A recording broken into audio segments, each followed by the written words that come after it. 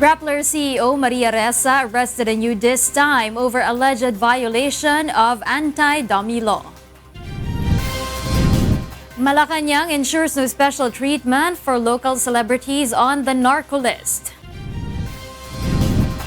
Probe on Michael Yang's alleged drug links sought at the Senate. The Philippine Army says there is no reason for the New People's Army to celebrate their 50th anniversary after the PNP repulsed rebels in Victoria, Northern Samar. And KC Tandingan holds concert in Davao City after record concert in Dubai. Good evening. Rappler Chief Executive Officer Maria Ressa was arrested by authorities after she arrived at the Ninoy Aquino International Airport today. Victor Cosare tells us why. Rappler Chief Executive Officer Maria Ressa was released after posting a 90,000 peso bail in the Pasig Regional Trial Court Branch 265 on Friday. This after police officials served the warrant to Ressa at the Ninoy Aquino International Airport when she arrived from San Francisco.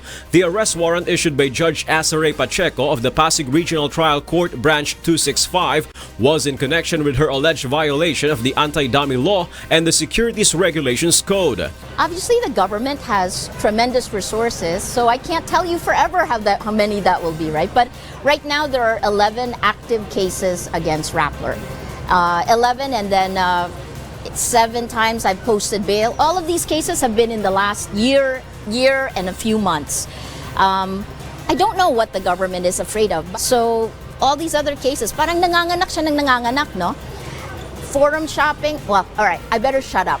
So that's probably why I might have more cases after that. The case stemmed from a complaint filed by the National Bureau of Investigation against online news site Rappler over the issuance of Philippine depository receipts to Indonesian company Omidyar Network, which has investments in Rappler's operations. Such is a violation of the Constitution, according to the complaint, as media entities in the Philippines must be 100% Filipino-owned.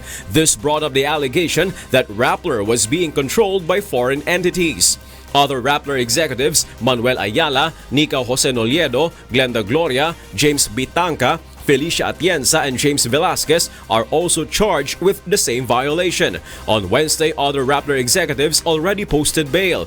Rappler maintains the allegations are not true, even after the Court of Appeals has ruled that the news website was not fully owned by Filipinos.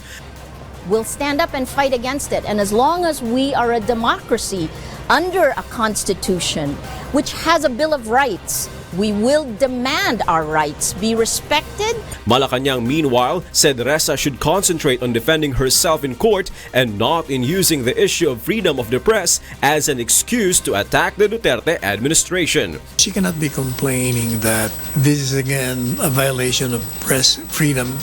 Press freedom has nothing to do with the charges against Ms. Ressa. She's charged of a crime, and there is a determination of probable cause. Hence, a warrant of arrest has been issued. She should concentrate on defending herself in court. She cannot be always using the freedom of the press as an excuse to attack the administration. Victor Cosare, UNTV News and Rescue, Philippines.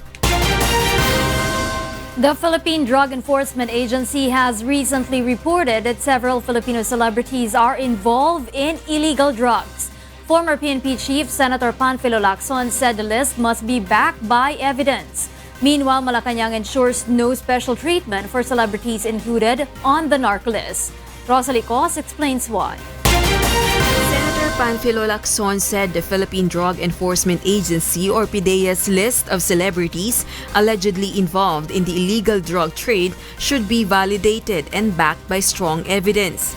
Whoever these people are, actors, actresses, politicians, or media people, if their names would be released to the public, the court should have already proven they are guilty in their involvement in the drug trade, the senator added. And I think it's unfair to make public these names. Tapos later on, especially ngayon na mag-e-election, tapos babawiin, paano yung hindi nakarinig noong binawi? Ang narinig lang, napanood lang yung noong in-announce. Hindi ba napaka-unfair? PIDEA has recently reported about the 31 popular personalities on their list. The Philippine National Police agrees to release the list of narco celebrities just like the publication of narco politicians, but PIDEA does not. For its part, Malacañang gives assurance that President Rodrigo Duterte will consider all factors before deciding whether or not to release to the public the names of celebrities on the so-called narco list. The palace also makes sure President Duterte will not give special treatment towards celebrities with drug links. We will wait for the president's judgment on that. So, sir, this is not a special treatment po. No, the president doesn't give special treatment to anyone if you have noticed. Rosa Licoz, UNTV News and Rescue, Malacañang. Senator Laila De Lima proposed a Senate inquiry against President Rodrigo Duterte's former economic advisor, Michael Yang. In a Senate Resolution number 1033, De Lima asked the Senate to conduct a comprehensive probe into Michael Yang's alleged involvement in the country's illegal drug trade. She said the Senate should also look into whether Yang's position as then presidential economic advisor may have been abused for personal benefit and may have impact to national security and welfare. Presidential spokesperson Salvador Panelo meanwhile says the Congress have the right to investigate on the allegations of former police official Eduardo Asierto against Yang. Di ba Michael Yang has already been cleared by PIDEA and by the PNP? Di ba sinasabi nga nila ba? Ibang Michael Yang yata yung sinasabi nung Asierto. So, enough na po yun para po wag na pong magsagawa ng ibang investigasyon patungkol kay Michael Yang. Po yung nabanggit nyo, yung law enforcement agencies, no need since na-clear na ng PNP and PIDEA. Kung yun ang kanilang findings, bakit pa sila in fact, kaya yun ang findings nila kasi inimbestigahan nila yun. Do you know, sir, kung For the Armed Forces of the Philippines, there's no reason for the new People's Army to celebrate their 50th anniversary today. Rosalie Cos is back to tell us why. The terrorist group supposed 50th anniversary, we say that there is nothing for them to celebrate. The AFP with other relevant agencies of government is working diligently to ensure that this anniversary will be their last. This was Armed Forces of the Philippines spokesperson Brigadier General Edgar Arevalo's statement as the New People's Army or NPA celebrate their 50th anniversary today, March 29th. The AFP spokesperson added there's nothing for the communist terrorists to celebrate for with their continuous defeats. The AFP reports that since January 2018 until this month, there were 160 NPA members killed in encounters with the military and 320 were arrested. Brigadier General Arevalo said what must be celebrated is the continuous surrenders of NPA members. From January 2018 until March, some 12,500 NPA members surrendered to the government. Even for the Philippine National Police or PNP, the NPA have nothing to be happy about in their anniversary as the Filipino people continue to condemn their harassment and violence. The Department of National Defense, for its part, calls on the public not to support the rebels and not to tolerate their activities that sow terrorism in the nation. And for the AFP, March 29 should be a day of mourning. March 29 should be a national day of mourning for the more than 80,000 killed on orders of CPP-NPA leadership under Jose Maria Ressa and a number of his cohorts who planned, conspired, and mercilessly executed their own people in Oplands, Zombie, Ahos, Olympia, Cadena de Amor, Missing Link, and other so-called purging activities. Rosa Licoz, UNTV, News and Rescue, Philippines. Thousands of wishers and KC Tandingan fans filled the SMX Convention Center in Davao City on Thursday night. Mirasol Abogadil tells us why.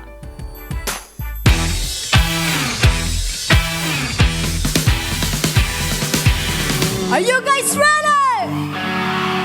March 22, 2019, Dubai World Trade Center. The date and place Asia's Sole Supreme KC Tandingan will never forget.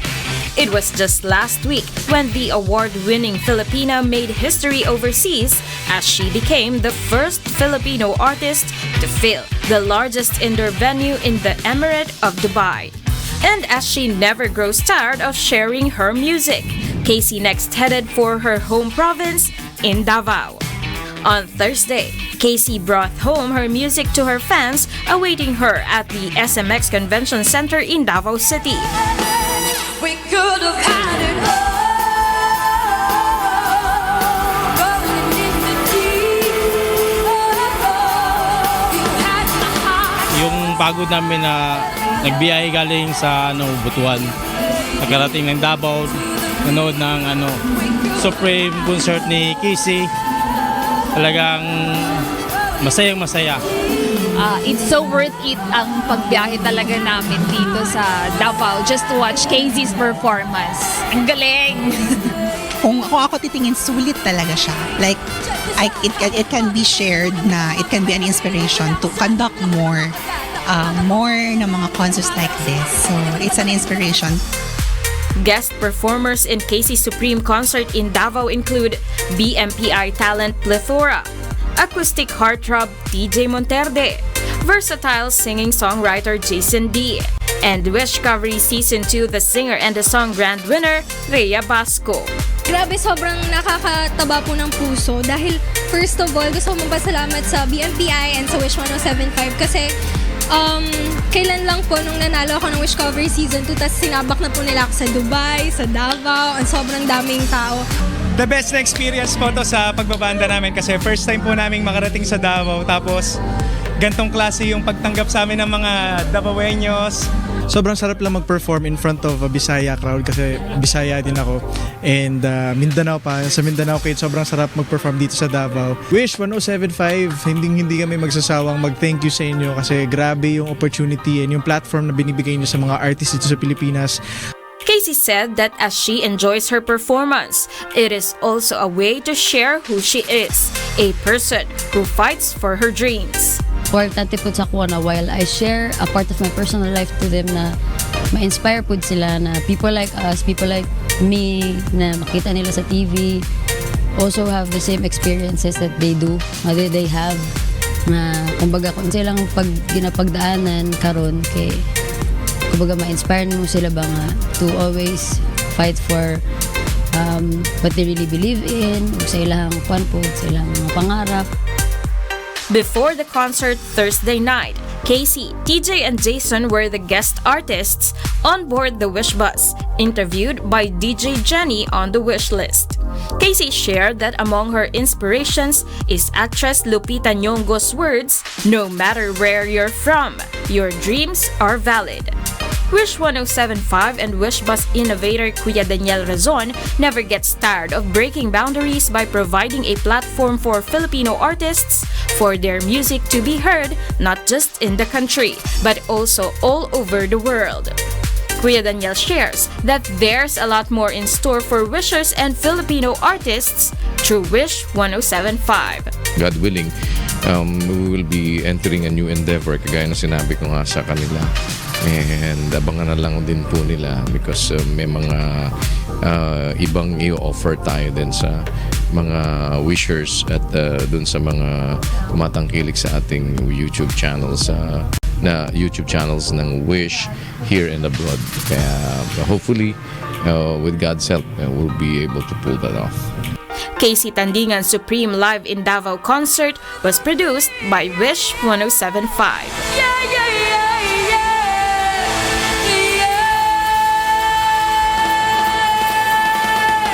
Mirasol Abogadil, UNTV, News and Rescue.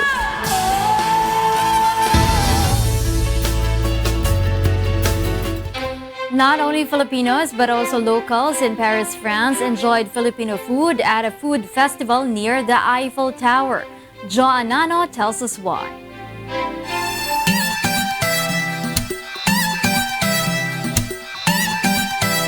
Jan Sunga is a Filipino chef who participated in the recently concluded International Village of Gastronomy and Popular Cuisine held on March 22 to 24 at the Trocadero Gardens of Paris. For her, showcasing Filipino foods to the French nation at the event was a success. Masaya po kami na na-introduce namin dito sa bansang France ang pagkain Pilipino. And so far ho ay lahat ito ng kilik talaga nila. Mula po sa silogan meal, sa street food, lahat po. Several Filipinos who went to the food fest admitted they missed their favorite Filipino meals. We want to try everything, and also we took bus for around 3 hours para sa festival. Actually, the entire gastronomical.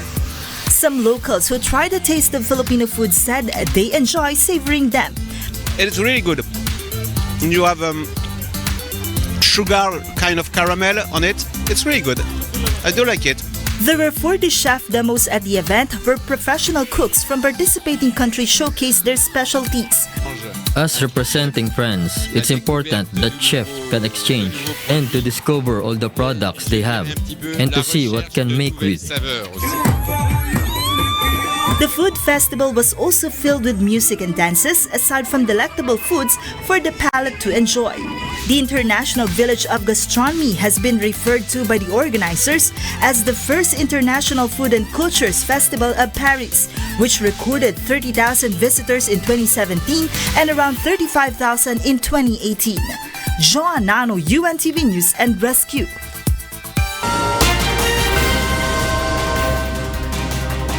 Welcome back to Y News. We pick up from where Rina Villamar Camara left off. I am Angelo Castro III, and here are the headlines.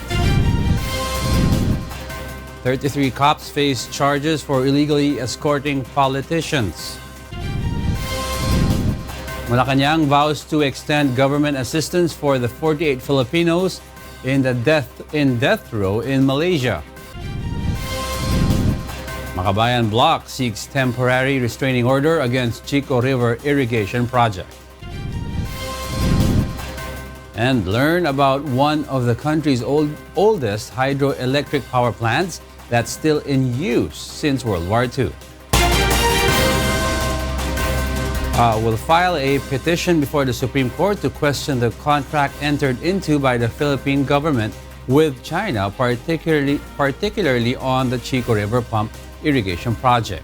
The group will also seek a temporary restraining order against the said project. Nel Marie Buhok tells us why. The Makabayan Bloc will challenge the legality of the loan agreement of the Philippine government to China on the 4.3 billion peso Chico River Irrigation Project. The group of lawmakers will question before the Supreme Court particularly the patrimonial assets which are declared collateral in the said loan agreement. Hindi pa dinidisclose ng gobyerno ano pa yung mga assets niya na parang nilagay niya sa kanyang collateral. According to Anakpawi's party list representative Ariel Casilaw, majority of workers in the said project are Chinese nationals. Casilaw said this is unfair and disadvantageous on the part of the Filipinos.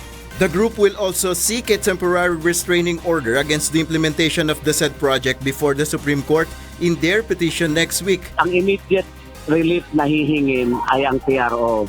Tapos, i-declare na unconstitutional. Despite this, Malacañang expressed no worries over the move of the Makabayan lawmakers. The palace always welcomes any move to question its action if they feel it's not within the law. Nel Maribuhok, UNTV News and Rescue, Pasay City. Did you know that one of the oldest hydroelectric plants is found in Laguna? Operating for over 70 years, it remains to benefit Metro Manila residents until now and can supply electricity for more years to come, according to the National Power Corporation. Find out why from Sherwin Kulubong. The Caliraya Dam is an embankment dam located in Lumban, Laguna. Its construction began in 1939 and it was commissioned after the World War II. In it is the first major project undertaken by the National Power Corporation or NPC, the Caliraya Hydroelectric Power Plant. The power plant shares the upstream Caliraya Reservoir with the Kalayaan Pump Storage Power Plants 1 and 2. The project, which cost approximately $5 million or over 10 million pesos, could produce 30 megawatts of electricity at that time. But now, it can generate 720 megawatts of electricity, which it supplies to the Luzon grid. Pinaka-basic po kasi sa power generation is, ang kailangan lang po doon is head ng tubig. No? So kung mataas yung elevation ng tubig mo and then yung power plant mo nandoon sa ibaba, yung head, no? Pinaka-head, yun ang magdadrive sa mga turbina para iikot. Pag umikot po yung mga turbina, at the same time yung mga generators nakakabit na po doon sa turbines na yun, turbina, and then sa ganun po na generate yung electricity. The Caliraya Dam is 42 meters high and has crest length of 467 meters. With drought prevailing amid the dry season in the country, the water level in the dam is only 287.7, near its critical level of 286 meters. Nevertheless, the NPC assures the drought will not affect the power plant's operation as the connected Lumot Dam, located in the municipality of Cabinti, is nearby for additional water supply. Pinaka-purpose po dito, yung tubig po dito sa Lumot Dam, mapupunta po siya doon sa Caliraya. So parang lumalabas, additional storage siya ng Caliraya. The CBK Power Company Limited rehabilitated the plant's waterway, powerhouse, auxiliary equipment and structures and was completed in 2002. Aside from jobs generated for the locals, the municipality of Lumban also benefits from the almost 200,000 pesos wealth tax the company pays. May mga ayuda namang ibinibigay sa amin for social responsibilities. May binibigay naman sila sa amin. Ginagamit mo lang para sa barangay. Gaya po naman po, may mga project kami sa 20%, diyan mapambili ng gamot, yung mga ganun po. Since its completion in 1945, according to the NPC, it has been operating for 7 decades. The NPC believes it can operate for more years to come for the benefit of the Manila power market. Aside from being one of the icons in the municipality of Lumban, it has also become a popular recreational area for numerous water sports and fishing. Sherwin Kulubong, UNTV News and Rescue, Laguna. The bigger and double motorcycle plates are one of the hottest issues nowadays, as several groups oppose the implementation of the new law. Under the Motorcycle Crime Prevention Act, new motorcycle plates should be readable from 12 to 15 meters away. But what if a traffic law enforcer has poor eyesight? Are the letters and numbers embedded on the bigger plates still readable at a distance of 15 meters? Let us know this through this report from Joan Nano.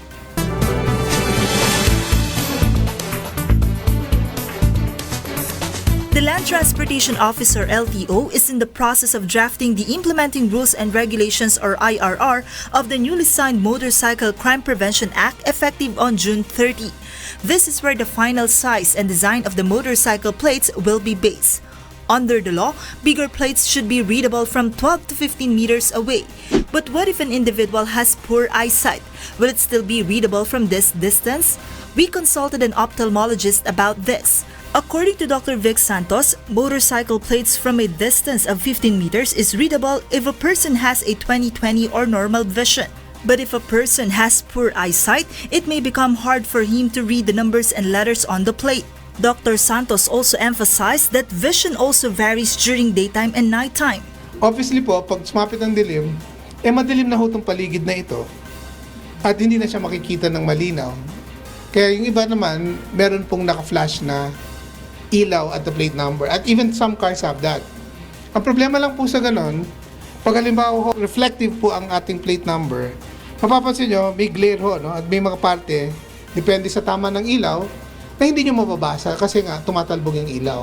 Dr. Santos said they have yet to identify up to what extent of eye grade should new bigger plates becomes readable, as the LTO is in the process of finalizing the plate design. We conducted an experiment and asked several individuals with different eye grades, and this was the result. Sa kanan po 275, sa kaliwa 250. Visible pa naman po sa ganitong distance. A1A 1, 2, 3, 4. Wala pa naman. Wala pa naman. Pagka po nagbabasa, malinaw pa. Malinaw pa naman. Mabasa nga po ako. A1, A1, 2, 3, 4. 500 peso. Hindi po ba ay nakikita pa po ninyo ng malinaw? Nababasa ko po. A1, A1, 2, 3, 4. Malinaw pa ang mata, wala pang problema sa paningin. Wala naman po. Okay po. Nakikita niyo po ng malinaw yon? Opo. Ano pong basa ninyo? A1, A, 12, 34. Ma'am, ano pong grado ng mata? Bali, sa kanan ko, 75, kaliwa 100. Opo, malabo na. Pero yan po ba nakikita pa po ninyo? Hindi na. Hindi na siya nakikita. Okay po, patry pa kung pabasa. Sige po. A1? A? Tapos sa baba, hindi ko na nakita. Medyo blurred na. Apart from its bigger size, new motorcycle plates will be color-coded depending on what region a motorcycle owner registered. LTO Chief Assistant Secretary Edgar Galvantes said they are looking into what colors to use which can be easily seen at night. Alam niyo naman, yung kulay ng yung standard colors, ano lang yan, mga 7 yata, no? But iba-ibang shade yan, sa gabi, yung dark colors, baka magpare-pareho. Kaya naghahanap kami ng mga lighter shades na pwedeng makita araw at gabi. Kasi ang tulong nito, supposedly, yung mga taong, let's say, naka-witness sa isang krimen na kung saan ginamit motorsiklong getaway, kung makita nila yung kulay ng plaka at saka yung letter, i-describe nila, no? Apart from colors, the LTO will also be using letter codes among the plates to easily identify from what region the vehicle is registered. Joan Nano, UNTV News and Rest.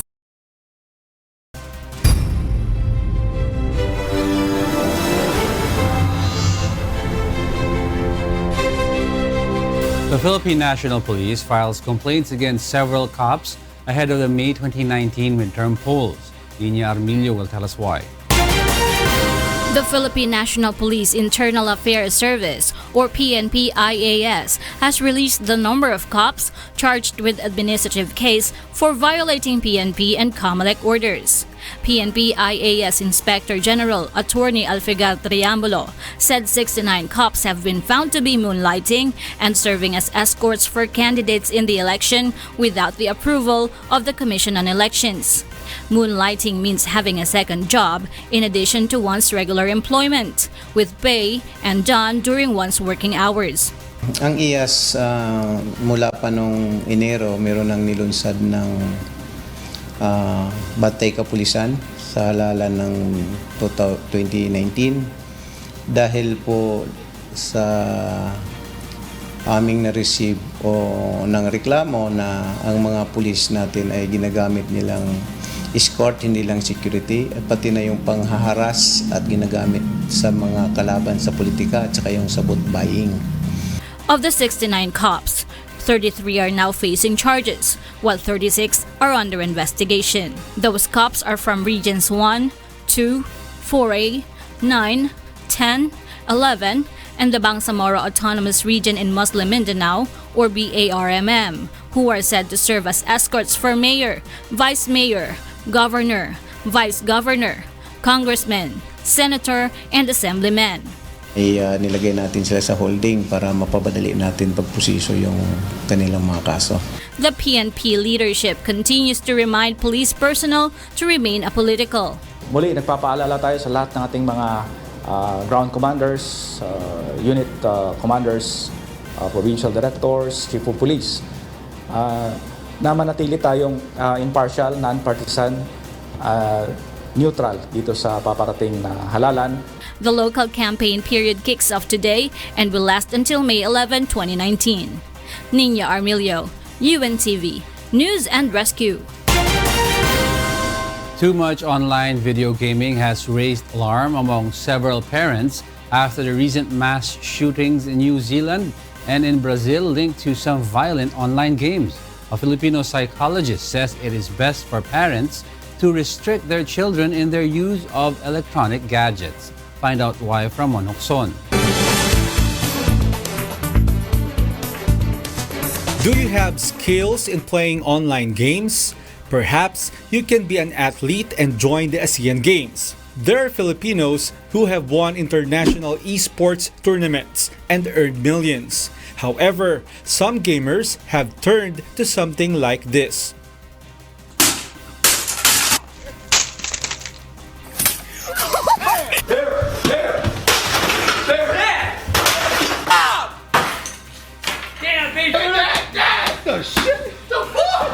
If you are one of them, maybe you should think twice on continuing video and online gaming, because you may end up going jobless or alone in your life. Did you know that in 2018, the World Health Organization classified too much digital gaming or video gaming as a gaming disorder under the 11th revision of the International Classification of Diseases? We have been reviewing the evidence for the gaming behavior as a disorder for last several years, and we consulted also a number of experts from all around the world, and the conclusion reached was that there is sufficient evidence now to include gaming disorder as a new diagnostic category in ICD-11.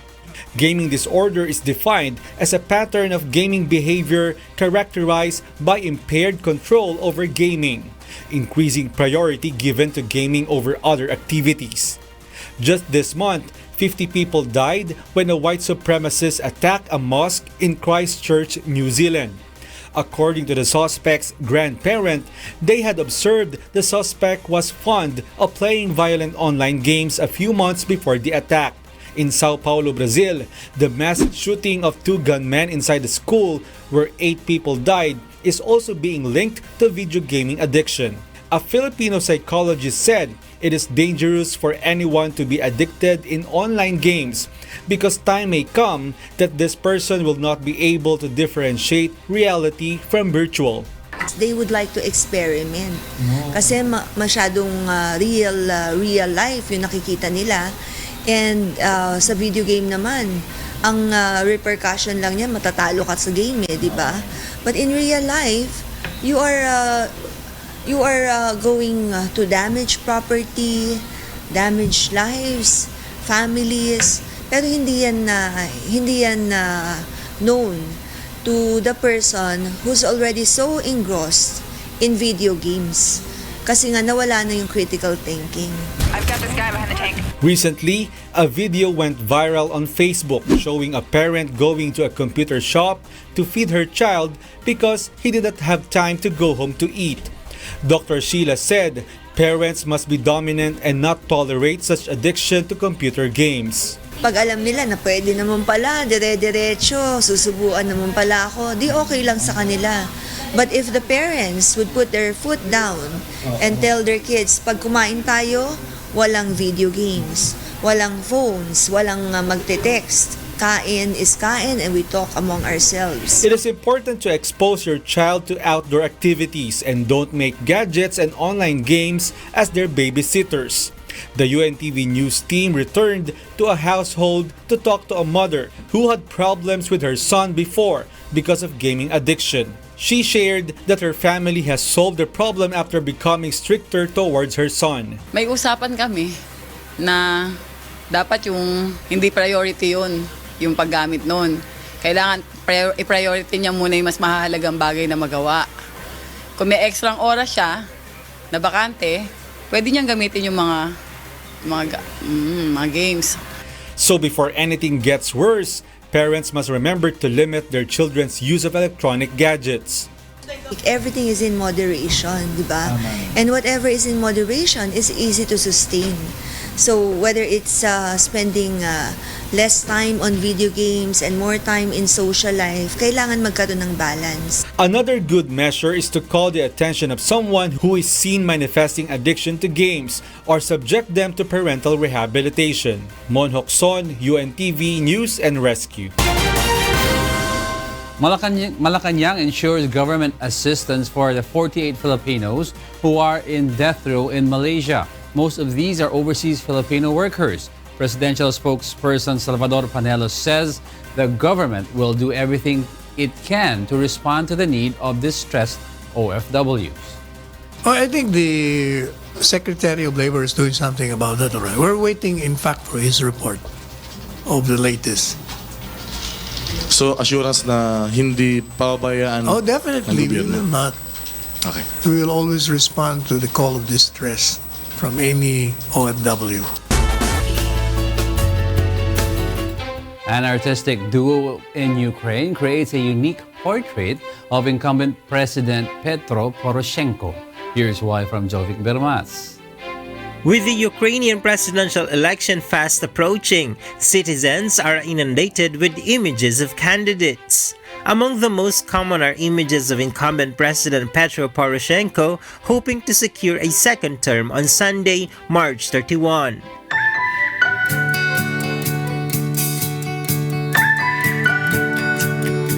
However, a Ukrainian artistic duo has created a portrait of Poroshenko unlike any other. A patchwork of hundreds of candy wrappers and bullet casings form a headshot of Poroshenko, a striking artwork by Ukrainian artistic duo Daria Marchenko and Daniel Green. The piece is full of hidden meanings. The portrait's background is made of bullet casings collected from Ukraine's volatile east and are arranged in a pattern to resemble chocolate bars. This is a reference to Poroshenko's background in the confectionery business, which earned him the title the Chocolate King. We are not Russia. After all, in our country, I can afford to make such a portrait and understand that it is possible here, because I think it is not possible at all in Russia, while we still have at least some freedom of speech. Daria used more than 20 kilograms of candies, with help from her sweet-tooth friends, to complete the portrait. Jovic Bermas, UNTV News and Rescue, Europe. And to finally complete the most significant news for the day, Y News continues. Here are the top stories. Malacañang on Friday told Rappler CEO and Chief Editor Maria Ressa to quit complaining after she was arrested anew on Friday morning for alleged violation of the anti-dummy law. Ressa was freed this afternoon after posting a 90,000 peso bail before the Pasig Regional Trial Court Branch 265. The case stemmed from a complaint filed by the National Bureau of Investigation against online news site Rappler over the issuance of Philippine depository receipts to Indonesian company Omidyar Network, which has investments in Rappler's operations. Such is a violation of the Constitution, according to the complaint, as media entities in the Philippines must be 100% Filipino-owned. This brought up the allegation that Rappler was being controlled by foreign entities. Palace spokesman Salvador Panelo said that due process was followed, so Ressa should not have any basis to complain. She cannot be complaining that this is again a violation of press freedom. Press freedom has nothing to do with the charges against Ms. Ressa. She's charged of a crime and there is a determination of probable cause. Hence, a warrant of arrest has been issued. She should concentrate on defending herself in court. She cannot be always using the freedom of the press as an excuse to attack the administration. President Rodrigo Duterte will weigh all considerations before deciding on whether or not to release to the public the list of Filipino celebrities linked to illegal drugs. It can be noted that the Philippine Drug Enforcement Agency recently said there may be local celebrities with illegal drug links, but clarified the list is still up for further validation. Public clamor on the release of the names of the celebrities stemmed from President Duterte's decision to divulge the names of politicians involved in the illegal drug trade prior to the midterm elections. The palace assures President Duterte will not give special treatment toward celebrities with drug links, according to presidential spokesperson Salvador Panelo. We will wait for the president's judgment on that. So, sir, this is not a special treatment po? No, the president doesn't give special treatment to anyone if you have noticed. As the New People's Army, or NPA, celebrates their 50th anniversary today, March 29, the Armed Forces of the Philippines, or AFP, assures that together with other relevant agencies of government, they are working diligently to ensure that this anniversary will be the NPA's last. AFP spokesperson Brigadier General Edgardo Banac cited that since January of 2018 until this month, there were 160 NPA members killed in encounters with the military and 320 were arrested, while some 12,500 NPA members have surrendered to the government. The AFP also reiterated there is nothing for the communist terrorists to celebrate for. March 29 should be a national day of mourning for the more than 80,000 killed on orders of CPP-NPA leadership under Jose Maria Sison and a number of his cohorts who planned, conspired, and mercilessly executed their own people in Oplands, Zombie, Ahos, Olympia, Cadena de Amor, Missing Link, and other so-called purging activities. Malacañang expresses no worries as the Makabayan bloc plans to challenge the legality of the loan agreement of the Philippine government to China on the 4.3 billion peso Chico River irrigation project. According to the group of lawmakers, they will question before the Supreme Court, particularly the patrimonial assets which are declared collateral in the said loan agreement. The group will also seek a temporary restraining order, or TRO, against the implementation of the said project before the Supreme Court in their petition next week. On the other hand, presidential spokesperson Secretary Salvador Panelo said the administration welcomes the lawmakers' measure. The palace always welcomes any move to question its action if they feel it's not within the law. In other news, the Philippine National Police leadership reminds police personnel to remain apolitical. This after 69 cops have been found to be moonlighting and serving as escorts for candidates in the election without the approval of the Commission on Elections. Of this number, 33 now facing charges, while 36 are under investigation. Those cops are said to have been found serving as escorts for mayors, vice mayors, governor, vice governors, congressmen, senators, and assemblymen. The campaign period for local candidates will run from March 29 to May 11. Muli, nagpapaalala tayo sa lahat ng ating mga ground commanders, unit commanders, provincial directors, chief of police, na manatili tayong impartial, non-partisan, neutral dito sa paparating na halalan. And for the news abroad, here's Stephanie C. live from Hong Kong. Good evening, Stephanie. Good evening, William. A memorial service has been held in Christchurch, New Zealand, and screened around the nation to honor the 50 victims of the March 15 shootings. Prime Minister Jacinda Ardern spoke at the televised event along with Muslim leaders and a survivor of the attack. Cat Stevens, the British singer, also performed. Farid Ahmed, who survived the attack by a far-right gunman but whose wife Husna was killed, made a plea for peace. He said he had forgiven the gunman. Hate my human brother. I don't agree with what he has done. I don't support what he has done. Probably he has misunderstood the whole thing. Probably he had gone through some suffering in his life. Some traumatic thing happened to him and he could not process well his suffering into the constructive way. That's why I don't support his wrong action, but at the same time, I cannot deny the fact that he is my human brother. Each human being is my brother, is my sister. More than 20,000 people attended the event at the city's Hagley Park amid tight security.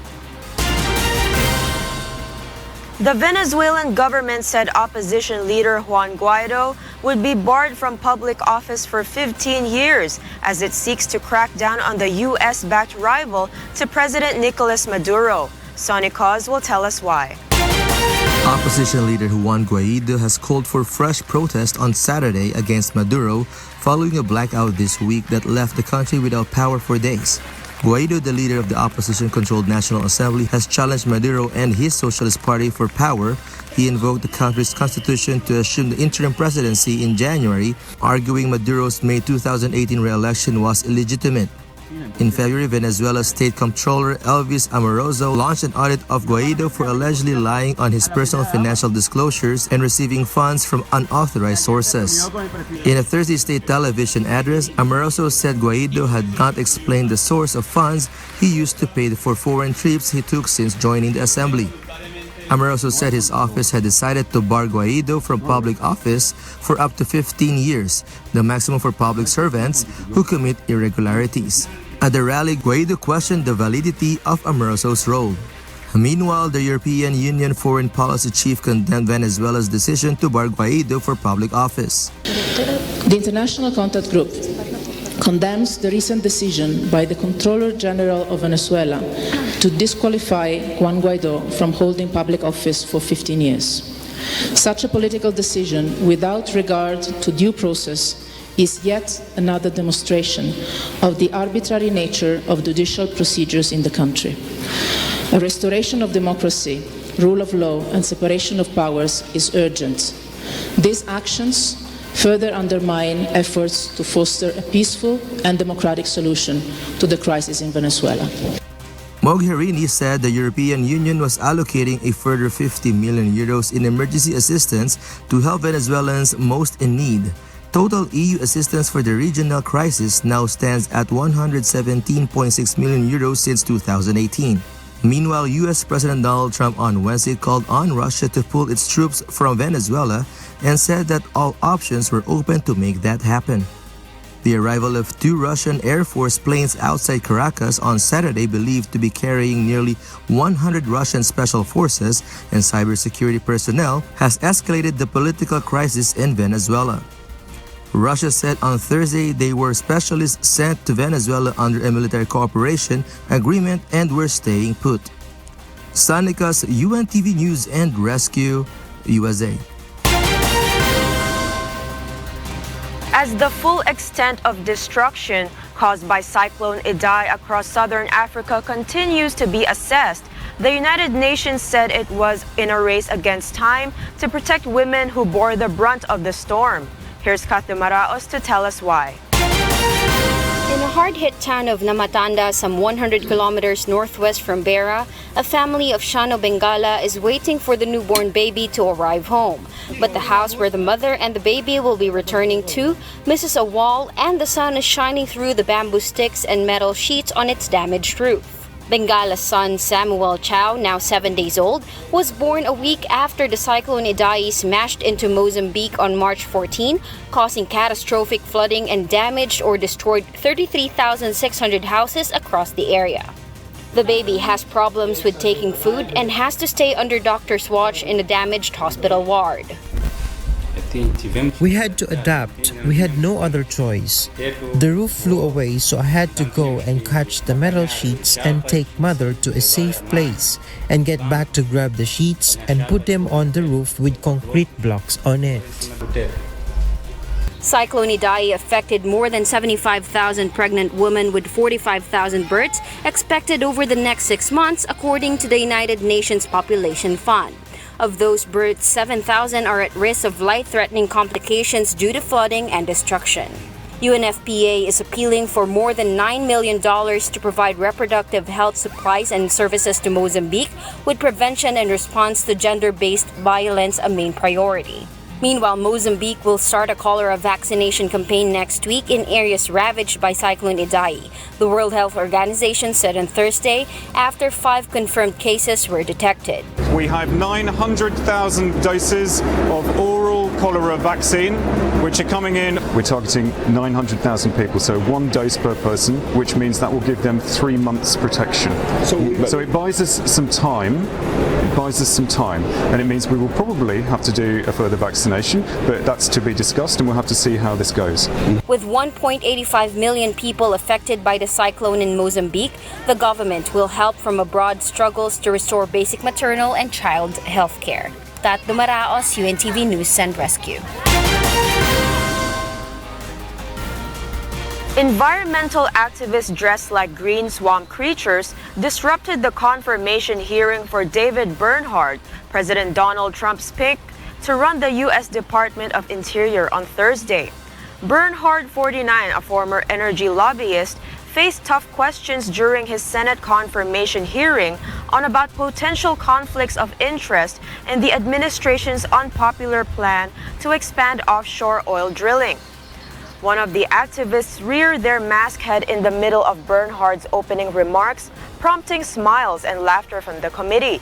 At least 2 of the activists who claim to be from Greenpeace were escorted from the hearing by Capitol Police. And those are the news from the other parts of the globe. Back to you, William. Thank you very much, Stephanie C., reporting live from Hong Kong.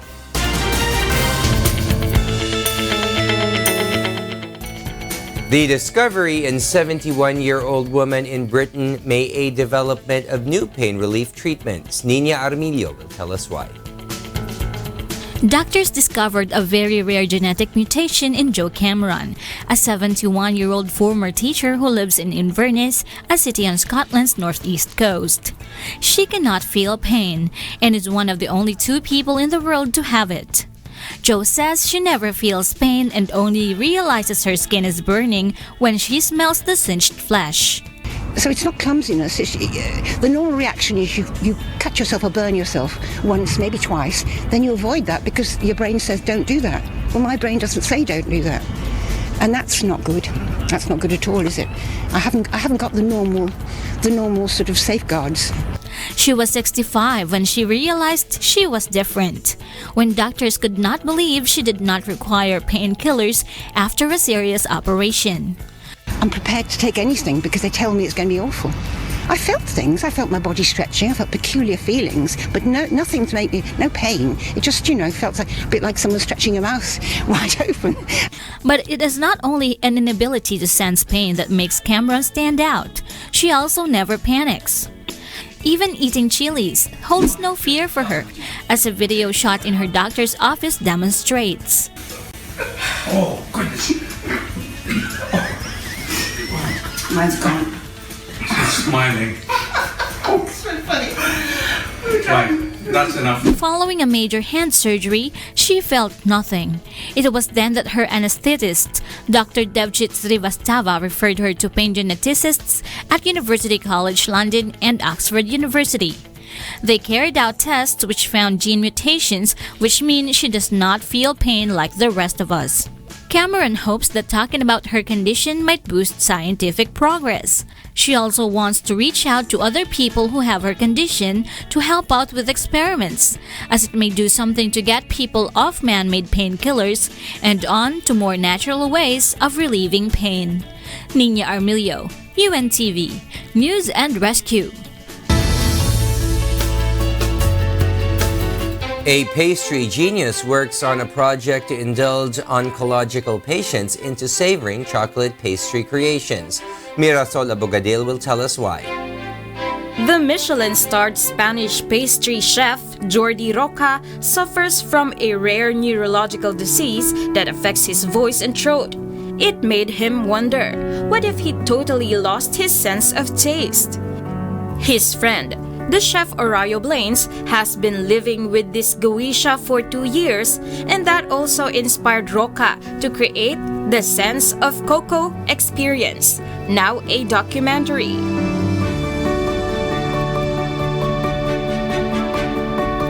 Marian Ferres, an oncological patient, who had the sense of cocoa experience, said she had a comforting moment while savoring Chef Roca's creation. I felt what I had not felt for a while due to taste changes. It has reminded me a little bit of the enjoyment of chocolate and how I used to enjoy to have it with my friends. It's such a simple moment, but so comforting too. Susana Quevedo, 50, has been diagnosed with ovarian cancer and was one of the 7 patients who got to taste the chocolate desserts Roca created. Everything has been as if the dessert had a heartbeat. And for me, it has been the beat of my son, the beat of my life, for which I am fighting for. There have been many things.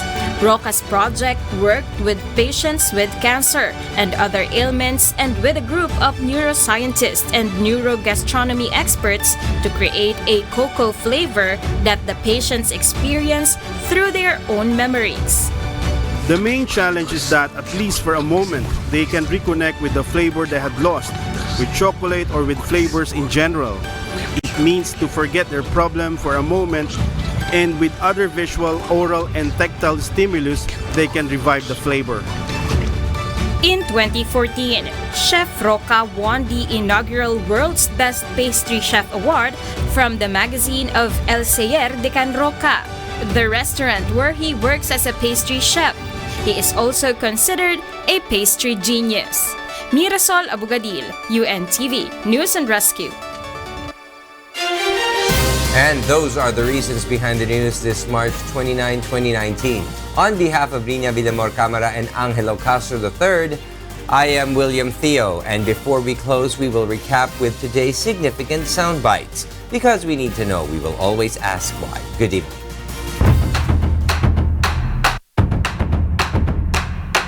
We'll stand up and fight against it. And as long as we are a democracy under a constitution which has a Bill of Rights, we will demand our rights be respected. So she cannot be complaining that this is again a violation of press freedom. Press freedom has nothing to do with the charges against Miss Ressa. She's charged of a crime, and there is a determination of probable cause. Hence, a warrant of arrest has been issued. She should concentrate on defending herself in court. And I think it's unfair to make public these names. Tapos later on, especially ngayon na mag-e-eleksyon, tapos babawiin, paano yung hindi nakarinig noong binawi? Ang narinig lang, napanood lang yung noong in-announce. Hindi ba napaka-unfair? The terrorist group's supposed 50th anniversary, we say that there is nothing for them to celebrate. The AFP, with other relevant agencies of government, is working diligently to ensure that this anniversary will be their last. We will be entering a new endeavor, kagaya na sinabi ko nga sa kanila. And abangan na lang din po nila because may mga ibang i-offer tayo din sa mga wishers at dun sa mga tumatangkilik sa ating YouTube channels ng Wish here and abroad. Kaya hopefully with God's help we'll be able to pull that off.